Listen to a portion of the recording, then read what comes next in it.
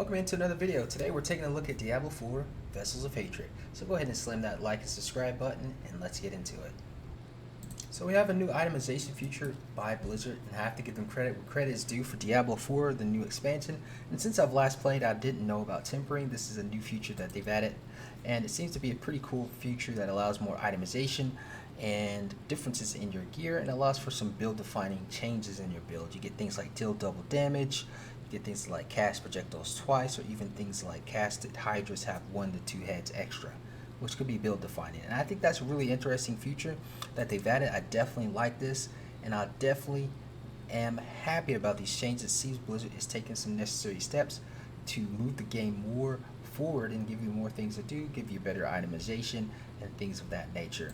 The other thing that I noticed is masterwork. This allows you to upgrade different legendaries, uniques, and mythic uniques with extra affixes. So it pretty much doubles your affixes on the item, and it kind of is just random what it hits, but when you get the right hits that you want, it will improve the item drastically for your build. You can reset it very easily for these materials, and it's very forgiving in comparison to Path of Exile. When you're crafting items and uniques and you're re-rolling them with divine orbs and things like that, it is less forgiving and more costly. And of course, crafting mirror tail items requires a lot more investment.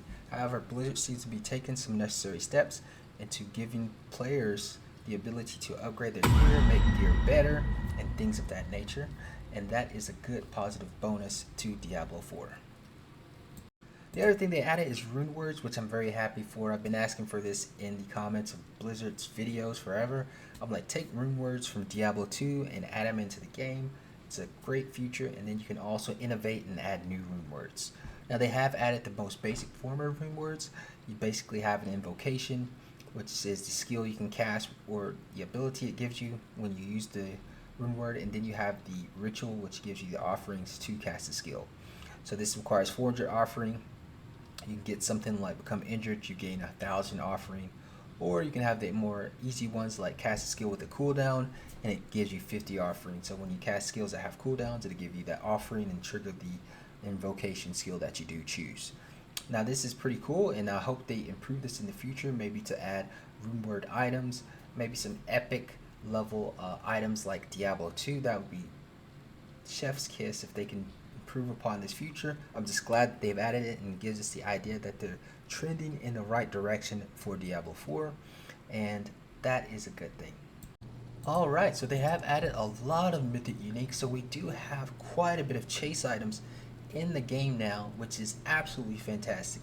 This is one of the things that Diablo was lacking, is the amount of chase items you could get. Like when I first started playing the game, the only thing that they had was pretty much the Shaco, and nobody ever found it. And then they made it a little bit more common, and people started finding the Shacos and things of that nature, but you never had any item that you really chased for.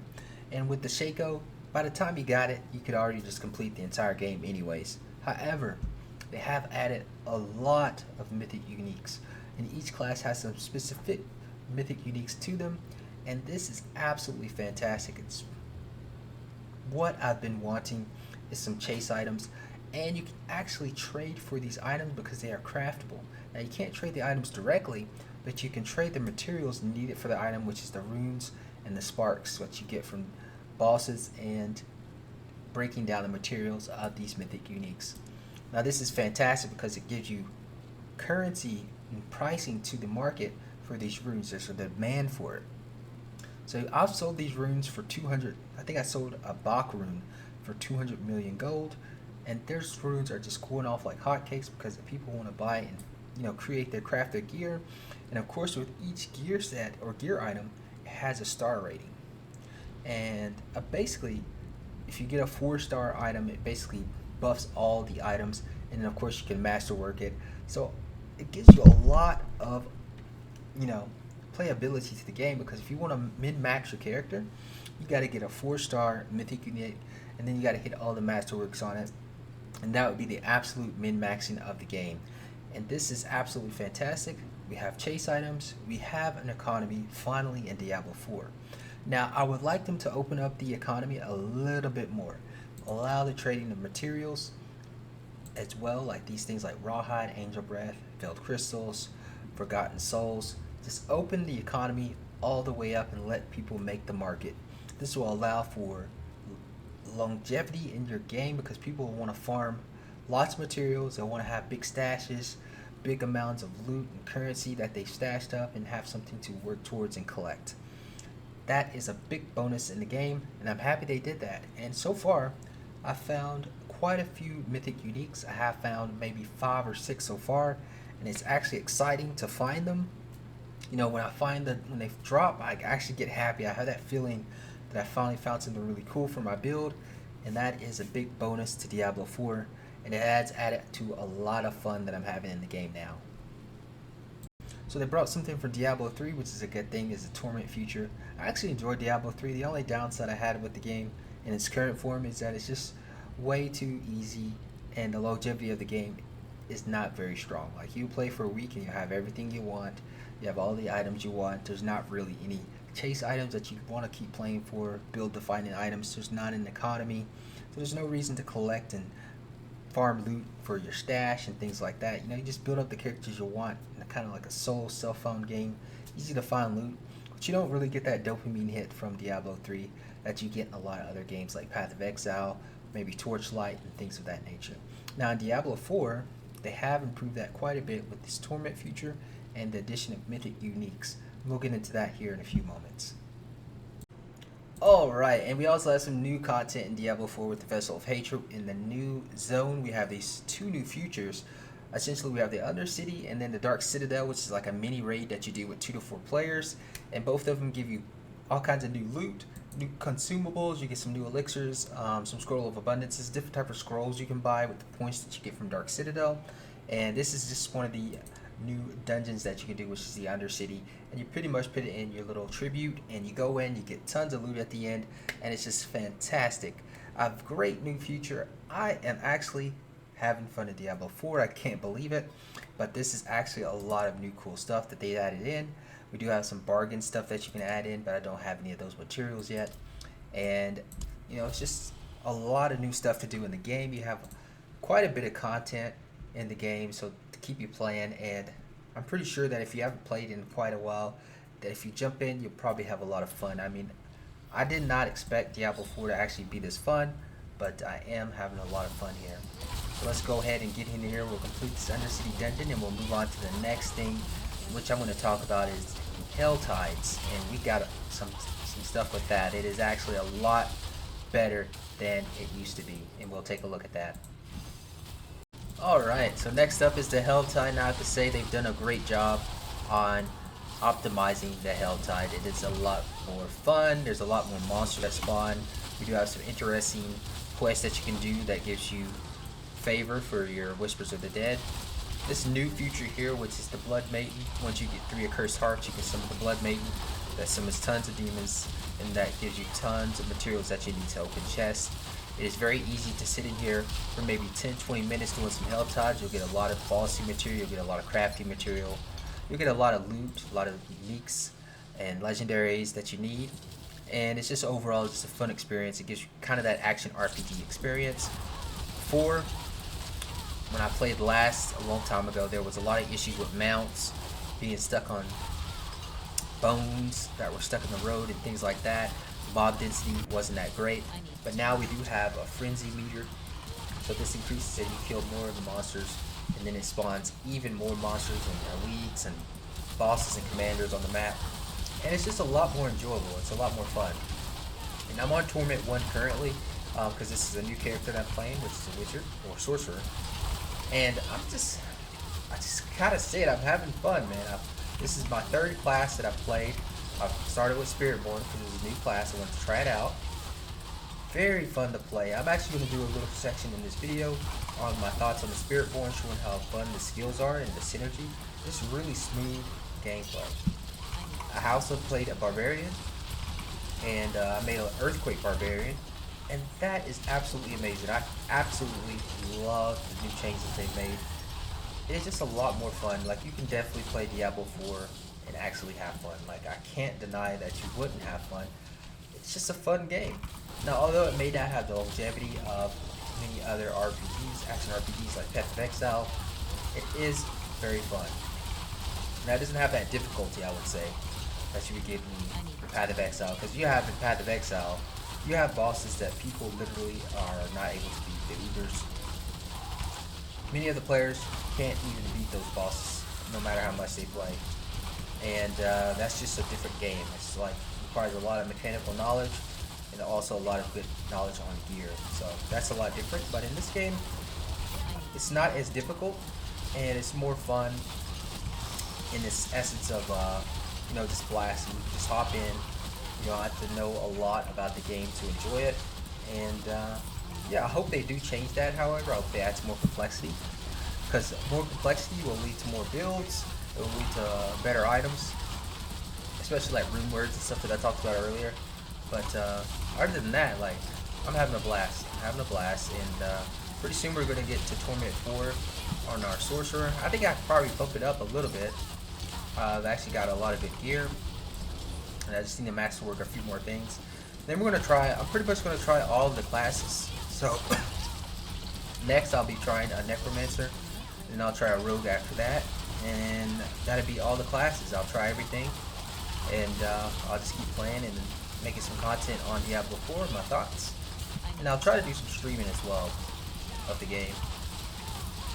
But overall, we're having a great time. The changes they're making is in the right direction, and we just recently got a patch, and this week we're going to get some more changes in terms of crafting materials and things like that. But overall, I have to hand it to them. They're doing a good job, and it seems they're putting the effort in. I'm sure there is some kind of like, there's someone blocking the greatness of this game in the company. I know it is, because you see it all the time in these companies, and there's probably someone that's like pushing the super easy mindset that people can't handle complexity. There has to be someone blocking a lot of that stuff, so it makes it difficult to make a great game when you have people like that just think that in order to make money they have to make it like super easy. Everything has to be dumbed down, otherwise people won't buy stuff. What makes people buy and invest in the MTX and all that stuff is investment. So if they play the game and they're like, man, this is so fun, I can collect loot, I can make all these characters, I can trade, there's an economy, I can amass wealth in the game. I'm gonna be playing for a long time. I'm gonna buy a lot of skins, and that's what happens in Path of Exile. Like, you have Path of Exile, lots of people play standard, lots of people play seasons, and they just know, like, they'll keep playing the season all the way to the end because they want to transfer a lot of stuff to standard and keep playing and collecting. And they'll buy the $500 supporter packs. Like, look how many supporter packs Path of Exile has sold, being the hard game that it is. And these are $500 supporter packs. There is tons and tons of people buying those. That is because it is an investment. They feel like they'll be playing the game forever. And I even bought supporter packs because I felt like I was going to be playing the game. I've been playing it 10 plus years. I don't see myself ever stopping playing Path of Exile. And I like what they make, so I support. I buy supporter packs. And this is the first time in this game that I've actually bought a battle pass, because the MTX looked really good of the battle pass, and after playing I was like, man, they're putting some good effort into the game to make it fun. So I purchased the battle pass to support what they're doing. And if you haven't played Diablo 4 in a long time, you probably should give it a try now. I feel like it's worth it, and it's actually fun. Alright, see, look how many material. I got 500 material, so I can open 2 mystery chests right now. And it just gives you a lot of boss material, so I can go do new bosses and all that stuff. So we're having a blast. Let's go. Alright, next up is the Spiritborn. So we have been playing the Spiritborn class, and this was the first character that I did make with the new expansion out. I was like, I'm going to try the new character, I'm going to play the new expansion, see what's new, and see how everything has changed since I last played. And this class is really well made. There is not much I can complain about for this class. It is very smooth. The animations are absolutely amazing, and all of the skills are really fun to play. I've tried quill volley. I found that payback is really fun. I've tried Touch of Death, Poison builds, and I enjoy this. I enjoy the class a lot. It is a really fun class, very well made for a new class that they designed, you know, based on, you know, nothing we've seen before in Diablo. It's just its own class. It's like a druid and a monk put together, but you don't transform into any kind of like beast or anything like that. It's just a lot of skills like Jaguar, Gorilla. You're summoning their abilities into your skills.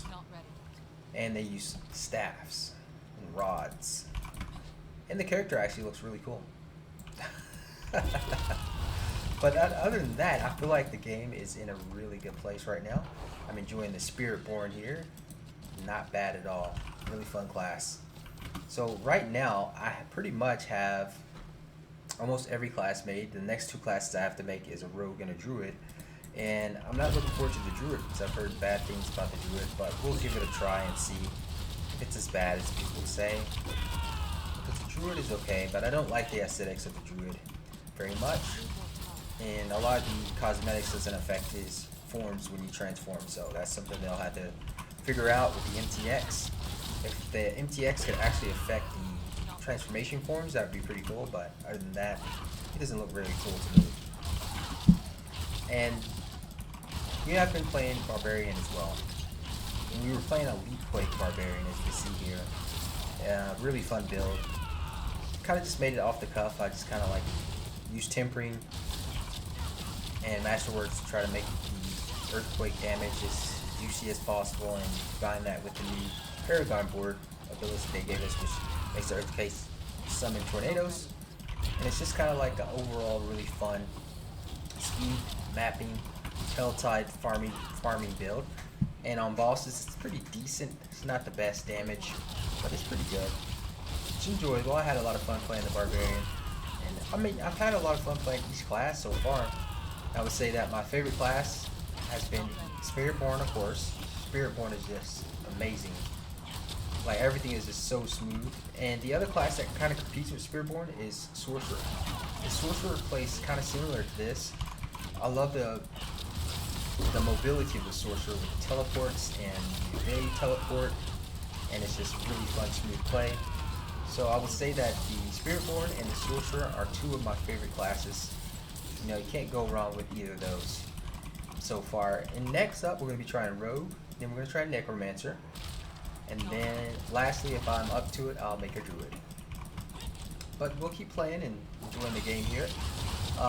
Apparently, they do have some mid-season changes that they usually do, so we'll see what they do with that. So we'll just keep enjoying the content that they have for us until we get more of the game. Of course, we do have new RPGs coming up, action RPG seasons coming up for Torchlight. That's going to be really cool. I cannot wait to try Torchlight's new season. Looks very interesting. I'm going to start doing content on various action RPGs, just in the downtime of when we're not playing Path of Exile. And we're on the waiting bus for Path of Exile 2, of course, which is going to be absolutely amazing. I can't wait for Path of Exile 2. And I hope it's as good as they say. You know, it looks good. Graphics looks good. I hope the in-game is amazing. And we are looking forward to trying Path of Exile 2. And until next time, I think that's everything we have here today. We're going to try to get on a regular schedule for streaming. I'm going to try to set aside times that I can stream consistently and try to be consistent with you guys. If you guys want to hang out and talk about games, check out Diablo 4 and Torchlight and Path of Exile, stop by and hang out. We'll start setting up a schedule. I have that in the description with the times that we'll be trying to do our streams, and I hope to see you guys then. Until next time, guys, go ahead and hit that like and subscribe button, and I look forward to seeing you guys next time. Peace.